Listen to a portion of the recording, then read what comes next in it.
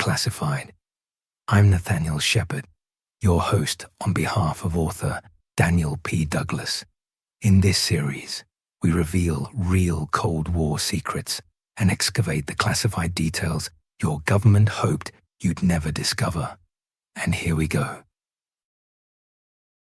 The CIA's Bigfoot files, when a frozen carnival attraction became a national security matter. It was December 17th, 1968, and two men in dark suits stood in a freezing Minnesota parking lot, staring through the glass window of a modified freezer truck. Inside, suspended in a block of murky ice, lay what appeared to be a hairy humanoid corpse with its left eye blown out by a bullet. One man was from the Smithsonian Institution. More federal agencies would soon be involved. They were about to examine what was almost certainly a rubber gorilla suit, frozen in a carnival exhibit. But here's the thing that makes this story perfectly, beautifully crazy. This wasn't some rogue operation by bored field agents. The Minnesota Iceman investigation was part of a larger pattern of government interest that, according to declassified documents, saw the CIA monitoring Bigfoot sightings and analyzing cryptid reports throughout the 1970s. Not because they believed in Bigfoot, but because they were concerned about Soviet research into relic hominids and the potential intelligence applications of cryptozoological legends. Welcome to the moment American intelligence went full cryptozoological. To understand how American intelligence ended up investigating a frozen carnival attraction, you need to understand the paranoid logic of 1968. Soviet scientists were publishing papers on relic hominid research. The Soviet Academy of Sciences had commissioned expeditions to search for the Ulmas, their version of Bigfoot, in Central Asia. Professor Boris Porshnev was arguing that Neanderthals might have survived in remote regions. At Langley, this raised uncomfortable questions. Were the Soviets using cryptid legends as cover for operative movement through wilderness areas? Could Bigfoot sightings actually be Soviet special forces in disguise? What if the Soviets found something we hadn't?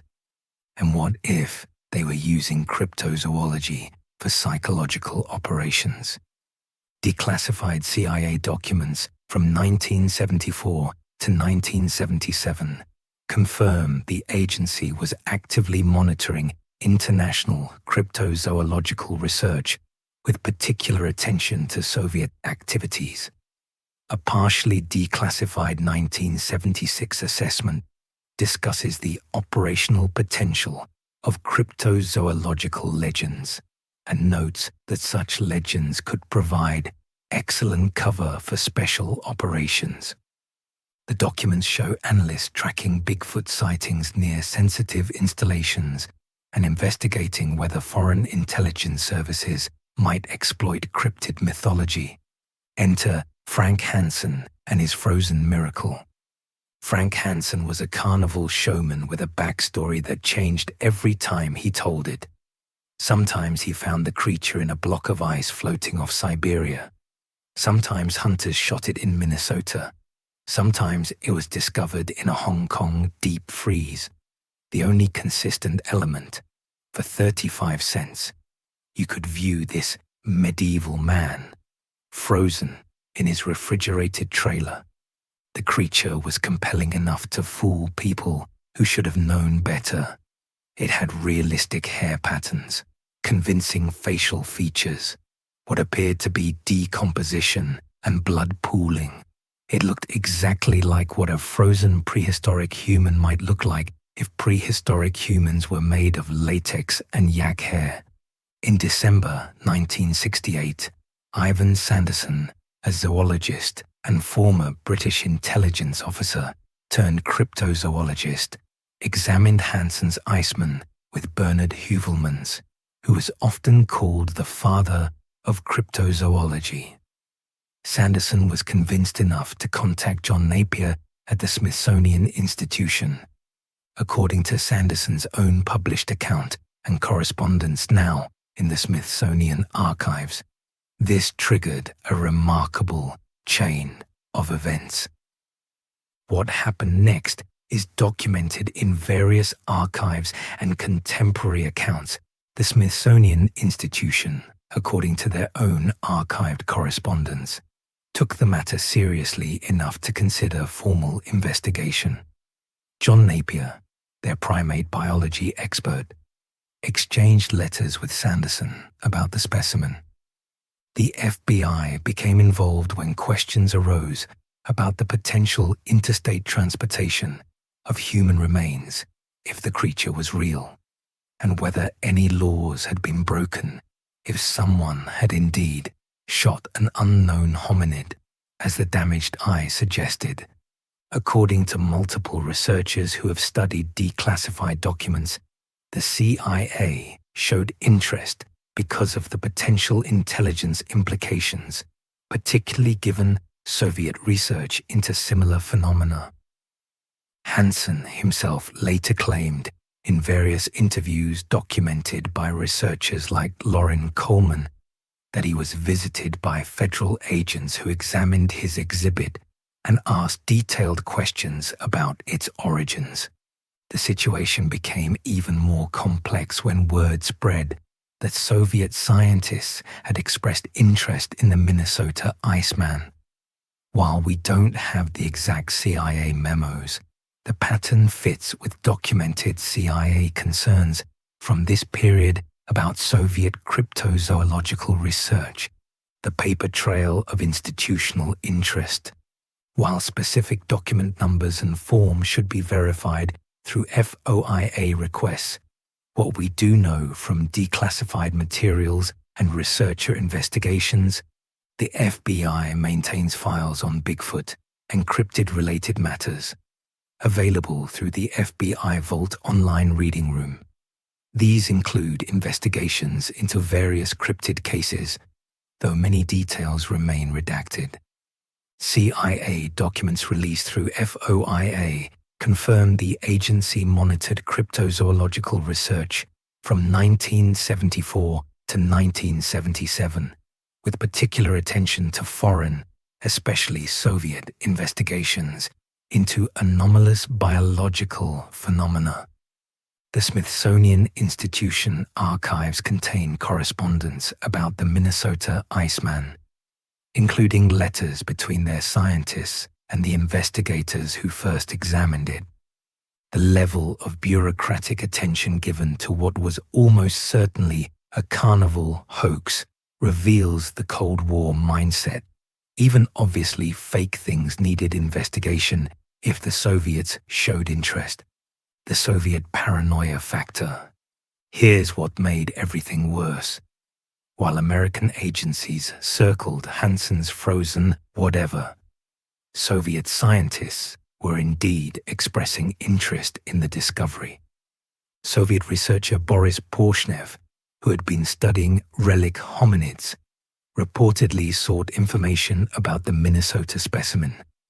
This Soviet interest, whether genuine scientific curiosity or something more, fed American paranoia. The feedback loop was perfect. We investigated because the Soviets were interested. The Soviets may have been interested because we were investigating. Everyone was watching everyone else examine a rubber suit in ice. The classification mystery. In April 1969, Frank Hansen announced that the original Iceman had been withdrawn by its mysterious owner and replaced with a replica for display. The timing, right after government attention peaked, raised eyebrows. Here's the truly bizarre part. Some government documents about the Minnesota Iceman investigation remain classified or heavily redacted. We know this because researchers have received partially released documents with significant portions blacked out. What could possibly be classified about investigating a carnival sideshow? Several possibilities exist, sources and methods. The investigation may have used surveillance or intelligence gathering techniques that remain sensitive. Embarrassment factor. The documents might reveal just how many resources were devoted to investigating an obvious hoax. Or connected operations. The investigation might have uncovered or connected to other classified programs or operations from that era. The broader program, Cryptozoology as intelligence. The Minnesota Iceman wasn't an isolated incident. Declassified CIA documents from the mid-1970s confirmed the agency had interest in monitoring international cryptozoological research, assessing the operational potential of cryptid legends, tracking Soviet research into anomalous biological subjects, and analyzing sighting patterns near sensitive installations. A partially declassified 1976 document discusses how cryptozoological legends could provide cover for operations, noting that local populations might be reluctant to report unusual sightings for fear of ridicule. The implication is clear. Whether or not cryptids existed, the legends surrounding them had intelligence value. The budget reality. While exact budget figures for cryptozoological investigations aren't publicly available, we know from declassified documents that multiple analysts were assigned to review international cryptozoological research. Field investigations of certain incidents were conducted. Consultants with relevant expertise were engaged, and database systems for tracking anomalous reports were maintained. Based on typical government program costs from this era and the documented scope of activities, researchers have estimated significant expenditures, though exact figures remain speculative without full budget disclosure. The legacy of institutional cryptozoology. The CIA's documented interest in cryptozoological matters appears to have diminished after 1977, coinciding with broader intelligence community reforms following the Church Committee investigations. However, the institutional framework for investigating anomalous phenomena persisted. The Defense Intelligence Agency continued to track unusual reports. Various military branches maintained protocols for documenting unexplained encounters. The establishment of the All-Domain Anomaly Resolution Office shows the government still investigates the unexplained. The approach developed during the cryptozoology years document everything, assume potential foreign involvement, classify embarrassing failures, became the template for handling anomalous phenomena. The perfect metaphor. The Minnesota Iceman represents everything magnificent about Cold War intelligence: massive institutional interest in obvious hoaxes, bureaucratic competition over jurisdiction, and classification of potentially embarrassing investigations. Frank Hansen died in 2003, taking the full truth about his Iceman to the grave. Various versions of the creature still travel the carnival circuit. You can see them for a few dollars, inflation adjusted from that original 35 cents. Meanwhile, in government archives, partially declassified documents about the same carnival attraction gather dust. Pages of analysis with redacted sections, references to other documents that remain classified, institutional interest in an obvious fake preserved forever in bureaucratic amber. The verdict. In the end, the CIA's documented interest in Bigfoot and the Minnesota Iceman investigation prove something profound. During the Cold War, no idea was too absurd if it might have intelligence implications. The same agencies that ran serious intelligence operations also investigated carnival sideshows. Why? Because in the wilderness of mirrors that was Cold War intelligence, everything could be significant, even Bigfoot, especially if the Soviets were interested. The Minnesota Iceman wasn't just a frozen carnival hoax. It was a Rorschach test for institutional paranoia. Every agency saw what they feared most: intelligence failures, scientific embarrassment, Soviet deception. What they couldn't see was the obvious. It was almost certainly a fabricated specimen, and they devoted significant resources to investigating it. But here's the beautiful final twist. By taking it seriously, by documenting everything, by classifying portions of their findings, they transformed a carnival sideshow into a permanent mystery. The Minnesota Iceman achieved immortality not through being real, but through being investigated by people who couldn't publicly admit the extent of their interest. Somewhere, Frank Hansen is laughing. He didn't just con people out of pocket change.